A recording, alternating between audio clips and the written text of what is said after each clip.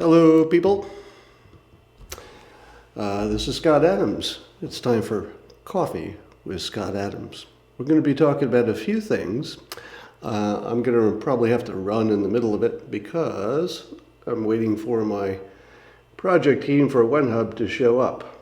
You can take a look at this on my screen. You can see that I can see a little icon for the folks on the team. They're heading to my house. And because I've got it on my WenHub app, that's the startup that I'm co-founding, I know exactly when they'll be here. So I can talk to you until I see, I think Nick is the closest, my CTO. So when he gets within a mile, I'll get an alert, and then we can talk about something else. But we're offline. Why is that?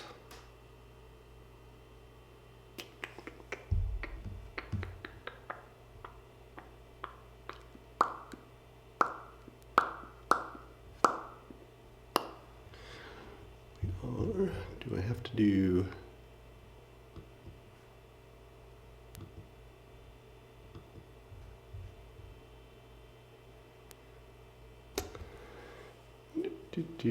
All right, testing. All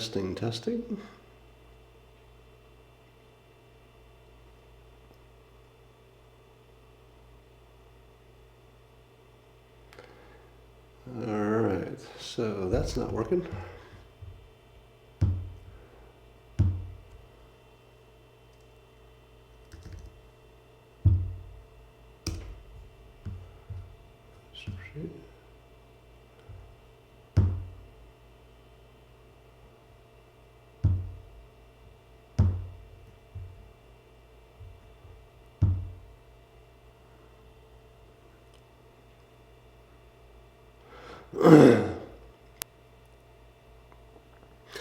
Hey everybody, let's talk about what's in the news, Obamacare and whatnot. I'll be looking at your questions here on YouTube in a minute.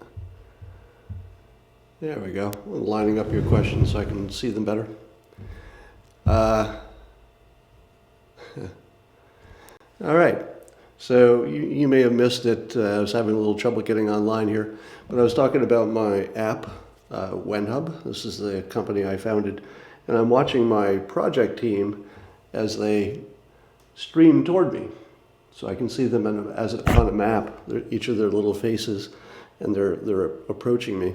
So I can tell exactly how long I can be on here before I need to run downstairs and open the door.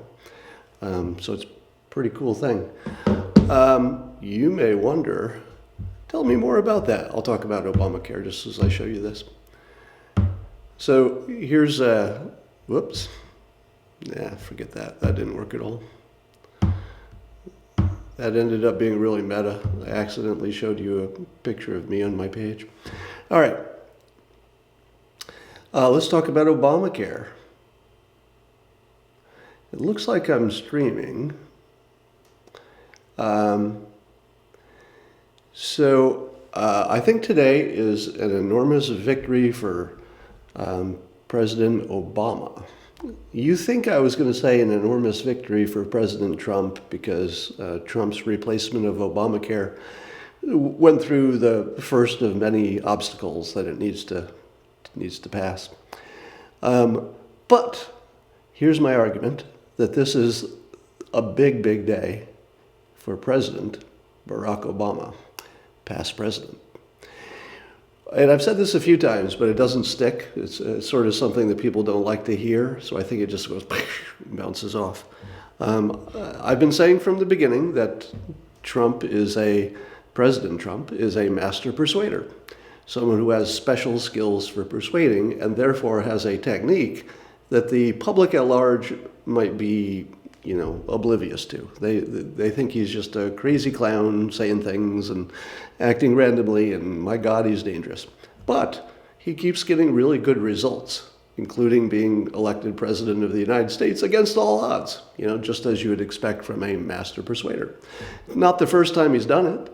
He was a rich kid who didn't need to work, and he built an empire of his own. Granted, he started with a lot of money, but most people couldn't do that.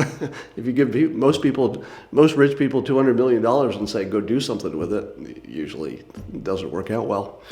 And then, of course, he became #1 best-selling author. He conquered television, and then he conquered politics. Those are sort of the signs of a master persuader, someone who can go into a field and just dominate it without a lot of experience in the field. Obama's a little bit like that, right? He was a relatively inexperienced politician who became president. So that's your first clue. That's a tell. It's like, wait a minute, he's pretty inexperienced. How'd this happen? Now, there are lots of reasons, right? First black president meant a lot, and blah blah blah. But he was very persuasive, and it's not like he was the first African American who ever wanted to run for president. He was just the one who could pull it off. Timing was right too. But here's the other thing: when President Obama introduced Obamacare, he said publicly, and I feel like I'm the only one who heard it, but you can check the record. He said this publicly.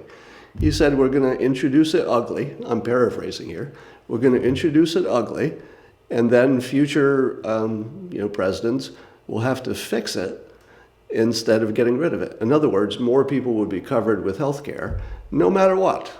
And he reasonably, and I think wisely, believed that putting together a plan that was perfect from the start just wasn't even possible. But what was possible was putting together a bad plan. And so he did that. Now you say to yourself, if you're thinking in the 2D world of, where facts and policies matter, and you're trying to measure twice before you cut, all the sort of standard old line thinking. If you're thinking that way, then what you see is he introduced Obamacare and it was a failure. But that's thinking in a goal kind of oriented way. He wasn't. He said it explicitly. He said it publicly. He probably said it more than once. I heard it once. He said, I'm going to introduce it ugly, and I'm going to make future people fix it. That's a system. He had a system that not only made sense when he said it, but it's working right in front of your eyes. You're watching the Republican Congress not replace it and throw it away and say, that was a bad idea, covering people with health care. They can't. They don't have that option anymore. He took it away from them forever. We'll never go backwards in healthcare coverage. And if we do, whatever president comes up with that idea isn't going to be president for very long. So this is a huge, huge successful day for President Barack Obama. I know you hate it. Doesn't mean you agree with him. Doesn't mean you have to like his policies. I'm just saying that as a master persuader, he nailed the hell out of this. All right. And if you don't like that, you don't have to. But that's how I see it. All right. Just looking at some of your comments now. So excuse me while I look down and away from you. Somebody's saying America wanted to knock America down to the level of other countries. That, of course, is an insane comment. Anybody who imagines that someone who becomes president of the United States has these really secret goals of destroying the country and turning us into a caliphate, or like in the case of Trump, his secret mission was just to make money. Those are almost childish opinions, I would say, because I'm pretty sure that no matter what you were thinking when you were running for president and early in your life, by the time you're sitting in the Oval Office, the office is just so much bigger than the person that whatever you were thinking before, once all this scrutiny, all these eyes are on you, once all these pressures, the political pressures, the public pressure, the social media pressure, all of this is on you. And there's one way that you can make this work out for you. Do a really good job for the country, period. That's it. So unless you see somebody with an IQ of 85 become president, and we haven't seen it yet, nobody in their right mind is going to at least attempt to do anything that's bad for the country intentionally. All right. So that is just crazy talk. It doesn't matter, Democrat, Republican. By the time they're elected, they are definitely trying to do what's right for the country. Some just do it better than others. Dinesh D'souza, I don't consider him a credible voice in any of this, which is not to say that he's not right about some things, but his credibility isn't where it needs to be for my purposes. Don't you have to be narcissistic in order to become president? Well, they say the best CEOs are a little bit narcissistic. All right.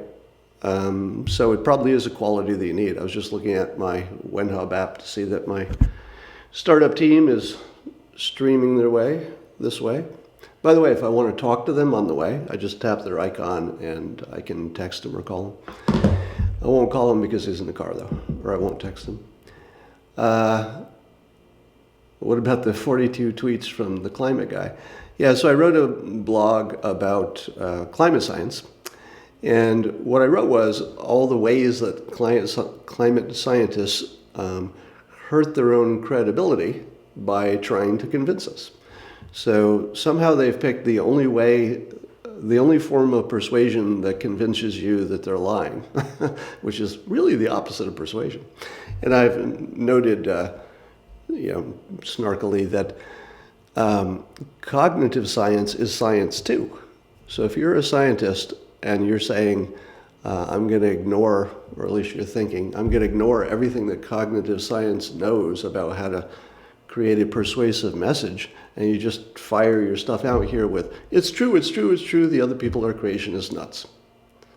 There's no credibility with that message, all right? Here's what credibility would look like if you were a climate scientist. And by the way, some of you know where I'm heading, not just today, but where I'm heading with all this. Some of you have figured it out, but I'll let that reveal itself in time. I probably will have a climate scientist, and maybe a skeptic too, come on at some point. But the trouble is that most of these discussions have the same problem. Climate scientists will say, if you look at this period of time, blah, blah, blah, and then the skeptics come in behind them, and it's the after them that matters, right? Whoever talks last is more convincing. So the climate scientists say, we're looking at this period, and it looks like something strange happened in this period. And then the skeptics say, what about the whole period? What about the history? Like, what if it was warmer in the past and there were no humans? Doesn't that count? Now, it might be that the climate scientists have a perfectly good debunking of the debunkers. In other words, when the climate scientist says, we're looking at this period, and the debunkers say, well, that's nonsense. You should look at the whole period, the bigger period. That's the only way you'll have a clean picture. Usually, that's where the trail ends, meaning that I see that conversation all the time, and it ends there. But what about the part where the climate scientist comes back and says, oh, yes, we could have looked at the past. Here's why we didn't, and why that's logical that we didn't, or it wouldn't matter if we did, or we did look at it and it confirms what we said.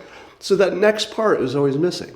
So if I'm advising a climate scientist how to make a case, I would say, state your point, whichever small point you're making, whether it's oceans are rising or temperatures are increasing at a faster rate than ever before.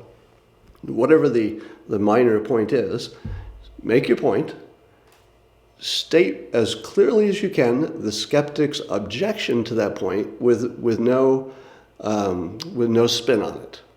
Give it to them just the way they express it. Then say, this is why they're wrong, blah, blah, blah. Now, it's possible that this cycle never ends, because then the skeptics get in and they say, no, you debunked the wrong thing. That wasn't what we were saying, and then it goes forever. But only in terms of credibility. If you don't mention the opposite opinion and why it's wrong, you look exactly like a con artist. You look like a teenager who's lying to his parents, right? Now, you could be completely right about everything, but if you explain it like a teenager lying to his parents, what are we supposed to do with that? We're not scientists. We only know the persuasion in your message. And it looks like you intentionally left out the part that could have been really useful, i.e. the part that might have persuaded me, which is tell me what the other people say, and then tell me why they're wrong. If you leave that part out, you've said nothing. YouTube is much better than Periscope, somebody's saying. All right, checking on progress. It looks like Nick has reached Sonol. Just checking for the new people on my WhenHub app. This is the company I co-founded. Just go to whenhub.com and you'll see a link to the app. You also see our studio product, which is a different set of solutions without the app. All right, but that's just fallacious. So somebody's saying here, skeptics think that because nature created warmer temperatures in the past, that nature must be responsible for the current warming trend. Well, there's a perfect example of, I assume you're on the pro-climate science side of things. What you just said sounds to me like you're lying. It doesn't sound like the facts are right or wrong because I can't judge them. It just says, but you put it in a way that is how liars talk. So that's the problem. It's not necessarily that I can validate any of the facts or the data or the science. I don't have those credentials. But I know when somebody acts like a liar, like that's obvious. So if you act like a liar, or lying's too strong a word in this case, if it looks like you're intentionally ignoring part of the discussion and it's just obvious you've left something out, I'm not going to believe anything you say after that. You timed this so you could use WhenHub in front of us. Not specifically, but I did realize that before I got on here that the most important thing I have to do is get ready for this meeting, and I didn't want to run over because sometimes I run over too long. So this is, so it's not a complete coincidence, obviously, but I did actually need it for this purpose. So it was a good opportunity to show it to you.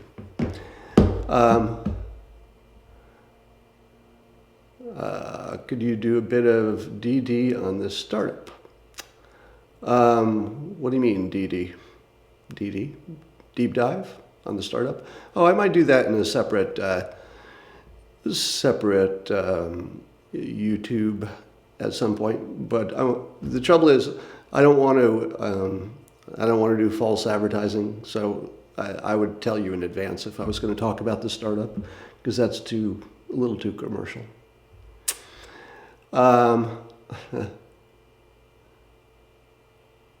Notice how nobody talks about Russia and Sessions anymore. Yeah, the master persuader, President Trump, he just annihilated all the headlines. He just shook the box. I talked about this before, that if you're a master persuader and you walk into a stable environment, you don't have much power. So the first thing you do is you make the environment unstable, and then you're the clearest voice in that unstable environment, and people say, well, this guy must know how to put it back together.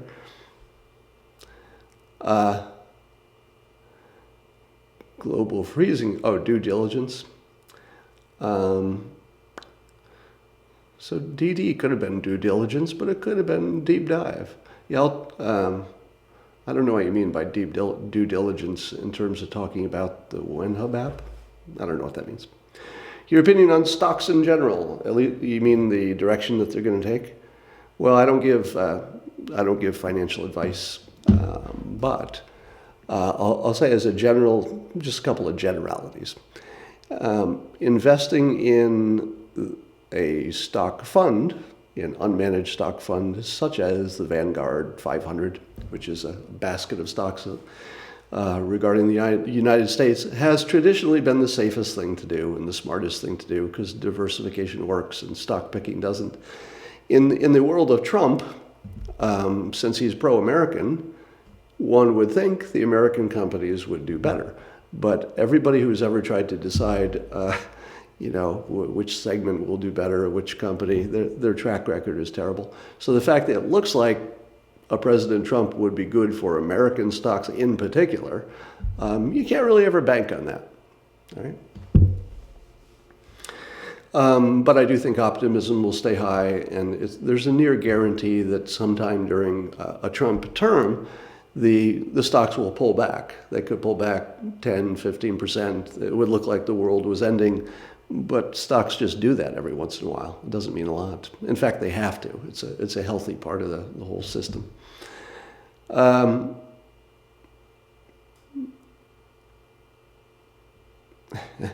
global warming theory that is most mainstream is all about deindustrializing the planet, so they focus on us instead of what nature is doing. That doesn't even mean anything. Like, I don't know, when you wrote that, did that seem like that meant something? Should everyone try LSD at least once in their lives? No. Certainly if you have a mental problem, that would probably be a bad idea. Just got to notice that Nick is close. He's already reached Pleasanton, so he'll be at my house soon. I haven't read Breitbart's book, no. I did misunderstand. Apparently I did. The comment I was just mocking, I must have misunderstood, which I'm sure is true. Vault 7. I don't know what Vault 7, meaning the WikiLeaks about the CIA's many mechanisms for tapping us and tracking us and spying on us, I don't know that it told us anything. Is there anybody who didn't already know that the CIA could get into all your stuff if they wanted to? Have I ever done MDMA? No, I have not. I hear good things about it. But again, don't get your medical advice from cartoonists. Whatever you do. I'm sure people have died taking medical advice from cartoonists, but I'll state as an objective fact that in some cases, for some types of people who are, especially if they're medically monitored, MDMA as a hallucinogen has reported almost miraculous success in helping people sort out their mental health. But what you don't want to do is get some off the street and pop it and hope it cured you, because that would be really bad medical advice. Clarifying, they want to blame us for capitalism and exploit it as politicians do. Yeah, I still don't understand any of that. There's an echo and a static on my audio. Do you hear is my audio bad now? Did I lose audio?